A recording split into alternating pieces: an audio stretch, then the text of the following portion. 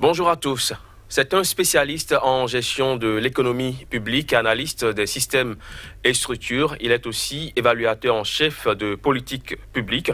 Aujourd'hui, nous ne le recevons pas en ses qualités, mais pour son dernier ouvrage qu'il vient de publier, intitulé « Le drame du Bénin, l'Afrique a un problème d'entrée dans la modernité ». Rétis Franchidagba, bonjour. Bonjour. Merci d'avoir accepté l'invitation. Grand merci. Alors, le drame du Bénin, l'Afrique a un problème d'entrée dans la modernité. C'est le titre de votre dernier livre.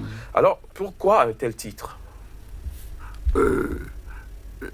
Parce que, vous savez, un peu avant l'indépendance, nos pères sont battus un peu pour accéder à la souveraineté internationale.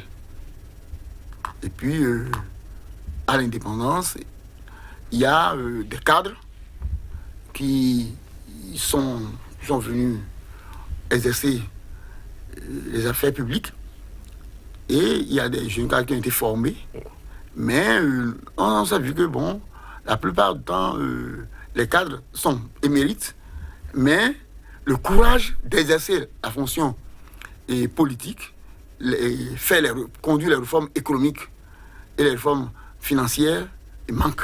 C'est-à-dire, à un moment donné, on sent que, bon, il y a un pas qu'on n'arrive pas à sauter. Il y a l'audace qui manque. Alors, on constate que c'est une situation qui est générale à la plupart des pays africains. La plupart. Donc, on s'est dit que, bon, notre problème aujourd'hui à résoudre, c'est de conduire, d'amener les cadres à avoir le courage, à avoir l'audace d'assumer les fonctions et de conduire les réformes économiques et financières. On a besoin de cette audace pour entrer dans la modernité, selon le titre. Exactement. Alors, c'est un ouvrage qui est structuré en 8 parties, mais nous nous intéressons tout de suite à la 8e partie, où vous avez abordé la triple réalité de l'endettement, de la démocratie et du développement en Afrique en général, et au Bénin en particulier. Qu'en est-il concrètement? C'est quoi le lien entre endettement, démocratie et développement? Bon, l'endettement, c'est le besoin d'assurer les ressources financières pour conduire les actions de développement.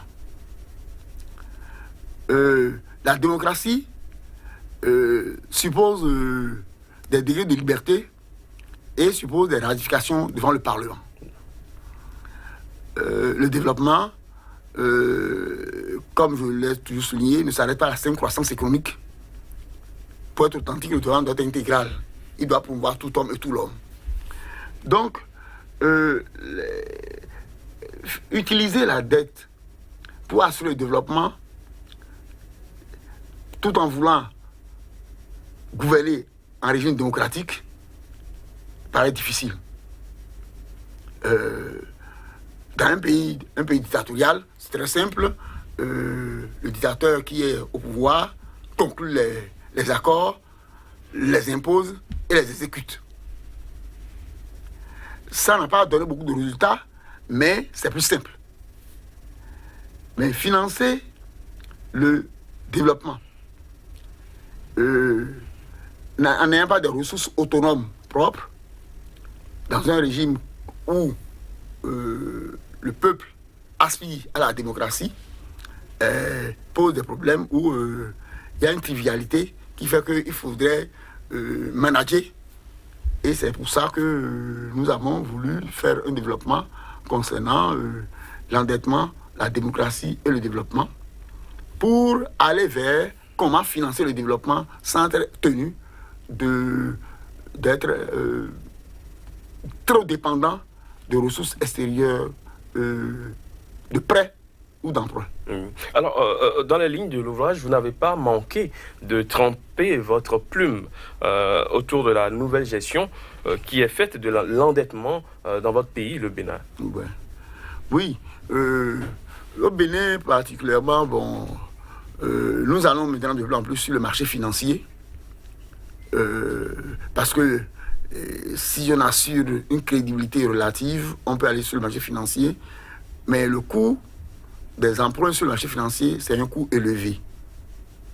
Et ce coût élevé, pour pouvoir honorer les échéances appelées plus tard, il faudrait faire des investissements conséquents qui permettent le retour d'investissement, une gestion sans corruption, réussir à faire une gestion sans corruption, parce que la corruption, c'est la grande plaie dans la plupart des pays africains, et amorcer un développement réel.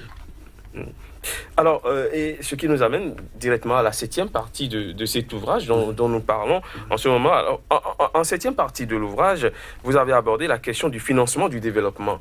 Et exactement à la page 58, vous avez écrit ceci: endettement, développement, dans un contexte démocratique ou en voie de démocratisation de la vie politique et des institutions de la République, pourrait conduire à se poser la question de savoir qui doit décider de la manière dont le développement serait financé et de quel développement il est question. Une question que vous posez, une question que je vous retourne. Oui. Le développement a pour but ultime le mieux-être des populations. Donc, le développement ne sert qu'à l'homme. Et il faudrait que les dirigeants et politiques et économiques et les acteurs politiques et économiques veillent à ce qu'il y ait une répartition beaucoup plus équitable du revenu national. Et pour avoir une répartition équitable du revenu national, il faudrait avoir un endettement soutenable et rechercher des financements plus adéquats. Et quand en Afrique, on parle de financement plus adéquat, dans un pays où l'Occident est dans une situation de loisir, c'est développer les industries culturelles, l'artisanat, et les exporter en direction des pays développés qui sont en manque, et puis avoir des ressources, avoir des devises pour financer les grandes infrastructures de développement, financer toutes les activités socio-économiques pour amorcer un développement authentique dans les pays africains. Alors, parlant du financement, du développement, quel aperçu, quelle opinion avez-vous de la façon dont les projets de développement sont financés aujourd'hui, actuellement, dans les pays en Afrique, surtout au sud du Sahara? Oui, le problème, c'est que nous cherchons des financements de court terme pour financer du long terme. C'est cher. Lorsque vous cherchez des ressources de court terme pour faire du financement de long terme, ça veut dire que vous achetez des ressources à coût élevé pour financer pour des ressources d'investissement faibles. Parce que une école, un dispensaire, les infrastructures routières qui sont nécessaires au développement, et ne peuvent pas être financés sur des ressources du marché financier, sur des ressources à court terme. Il faut chercher des ressources à long terme, des obligations de longue durée, et au possible, chercher des ressources concessionnelles. Mais les ressources concessionnelles, quand ce n'est pas des dons, les prêts, même quand c'est concessionnel, il faut pouvoir honorer le service de la dette. Par contre, les pays africains peuvent s'organiser dans une Afrique intégrée pour exporter ce qu'ils ont le mieux, c'est la culture, les industries culturelles, les arts, et obtenir des ressources au niveau des pays actuellement dits développés pour amorcer leur développement et s'assurer d'un développement authentique, un développement qui n'est pas un mimétisme, qui ne copie pas les autres. Un développement qui nous ressemble, qui colle, qui est le nôtre et qui répond aux besoins de nos populations et qui répond aux besoins de la jeunesse, aux besoins des femmes et des hommes des pays africains. Une façon de dire que l'Afrique n'exploite pas assez son potentiel, surtout culturel, pour aller vers son développement. Exactement. L'Afrique continue de faire un copiage quasi erronté du modèle de développement des pays aujourd'hui développés.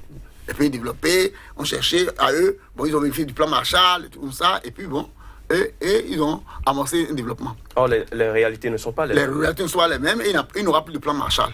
Donc, il faudrait que les pays africains exportent ce qu'ils ont, c'est leur culture, l'artisanat, pour qu'ils arrivent à collecter des ressources, des devises au niveau des pays aujourd'hui développés, qui sont des pays qui ont une situation de loisirs, et utiliser ces ressources-là pour amorcer une croissance authentique avec une répartition des ressources, une répartition adéquate des ressources, pour que le développement soit intégral et pour que le développement de l'Afrique, dans une intégration bien maîtrisée,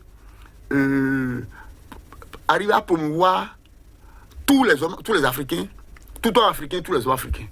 Alors, nous allons, avant de boucler ce numéro, nous intéresser également à la troisième partie de votre ouvrage, une troisième partie où vous abordez la question du devoir d'exemplarité ou de l'obligation d'exemplarité.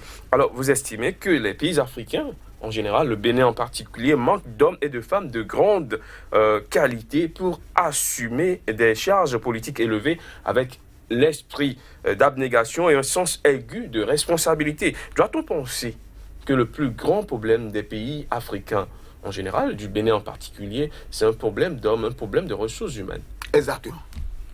Un problème de ressources humaines de qualité, des hommes et des femmes qui veulent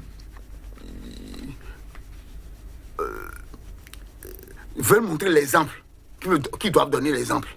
C'est-à-dire parce que les gens veulent vous suivre. Vous êtes dirigeants, ils veulent vous suivre. Et c'est la manière dont vous gérez les ressources publiques, les manières dont vous montez les modèles de développement économique, les manières dont vous gérez les entreprises font que les gens vous suivent et veulent vous imiter. Donc les pays africains, le problème crucial de l'Afrique, c'est d'avoir les dirigeants qui doivent être modèles et qui doivent donner l'exemple. Être courageux. Et s'il y a un problème, il présente le problème de manière directe pour que les gens savent que nous allons vers un saut périlleux. Donc il faut que tout le monde serre la ceinture pour faire le saut et faire le sacrifice nécessaire. Mais il faut alors, nous avons un devoir d'exemplarité ou une obligation d'exemplarité. C'est-à-dire ça, c'est le point crucial, c'est le nœud gordien. Le drame du Bénin, l'Afrique a un problème d'entrée dans la modernité. C'est votre dernier ouvrage, Rétis Franchi Dagba. Merci d'avoir été sur ce plateau. Mesdames, Messieurs, ce sera tout pour ce numéro de l'invité de l'écho. À très bientôt sur Sika.